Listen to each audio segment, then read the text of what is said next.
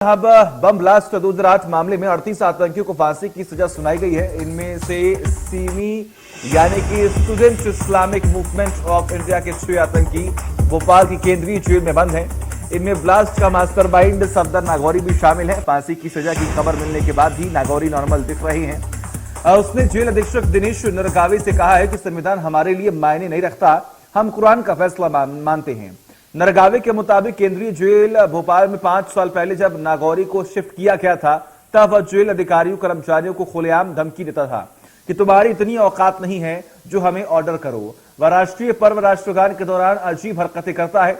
वो कई बार भोपाल की जेल से दूसरी जेल में शिफ्ट करने के लिए कोर्ट में पिटीशन भी लगा चुका है। उसे भोपाल जेल में अलग बैरक में रखा जाता है। नागौरी प्रतिबंधित संगठन student Islamic movement of India semi का राष्ट्रीय महासचिव रहा है।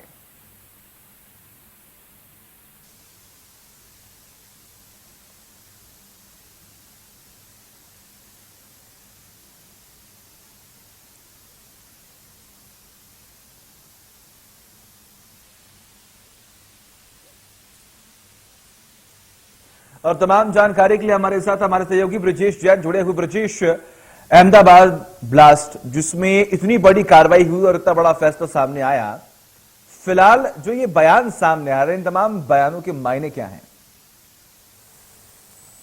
बिल्कुल, देखिए, सफदर नागौरी इसका मास्टरमाइंड रहा है। पूरे जो बॉम्ब ब्लास्ट कांड रहा है, और न सिर्फ इस कांड का बल्कि देश भर में कई बॉम्ब ब्लास्ट हुए जिसमें सफदर नागौरी का नाम सामने आया था। इंदौर की एक विशेष अदालत ने 2017 में 27 फरवरी 2017 को जो है सफदर नागौरी समेत 11 आतंकवादियों को उम्र कैद की सजा सुनाई थी।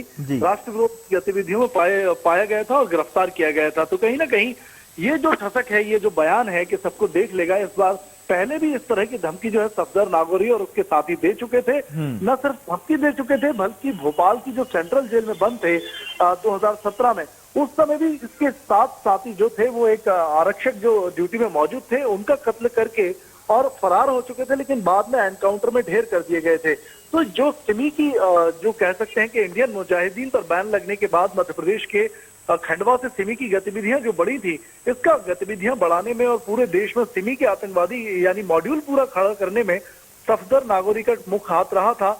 और यही वजह थी कि ये इतना खूंखार आतंकवादी माना जाता है कि कई बार जेल तोड़कर भागने की कोशिश भी ये कर चुका है। कई साल से भोपाल की जेल में ये बंद था, उसके बाद इंदौर की जेल में भी रहा।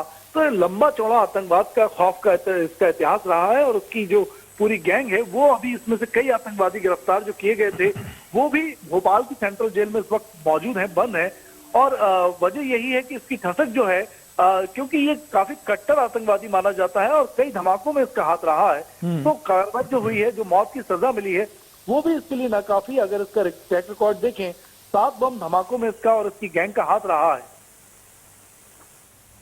बिल्कुल, ऐसे में अगर हम बात करें तो देखिए, जिस तरीके से लगातार तमाम धमकियां मिल रही थी और धमकियां भी अभी लगातार दी जा रही हैं, क्या लगता है इससे जितने भी इंटेलिजेंस ब्यूरो हैं, जितने भी सरकारी संस्थान हैं, क्या वो अभी भी अलर्ट मोड में है? बिल्कुल, देखिए, अगर इंटेलिजेंस की हम बात करें तो अभी भी जो इंटेलिजेंस ब्यूरो और आतंकवादी निरोध दस्ता जो है ATS, उसके पास अभी भी इनपुट है कि सिमी के कुछ आतंकवादी जो हैं वो अभी भी अंदरूनी तौर पर इसका मॉड्यूल जो है वो संचालित किए हुए हैं। कई मोटी गतिविधियों को अंजाम देते रहते हैं। आए दिन कई आतंकवादी जो हैं गिरफ्तार भी होते हैं, लेकिन पूरी तरीके से खात्मा सिमी का मध्य प्रदेश में ही नहीं पूरे देश में भी अभी तक नहीं हो पाया है। और यही सफदर नागौरी और उसके साथियों ने आज जो धमकियां दी हैं, तो यही वजह है कि उनको लगता है कि इनके साथी एक बार फिर इन्हें छुड़ाने की कोशिश करेंगे। और कहीं ना कहीं हमले की जो साजिश रचने की बात की जा रही थी, तो लगता है कि वो इसकी जुबान पर आई है और कोशिश में यह है कि किसी तरह जेल से फरार हो जाए। ठीक है, बिल्कुल। बहुत बहुत शुक्रिया ब्रजेश, आपका तमाम जानकारी के लिए। लगातार नजर आप बनाए रखिए, तमाम अपडेट्स हम आपसे लेते रहेंगे।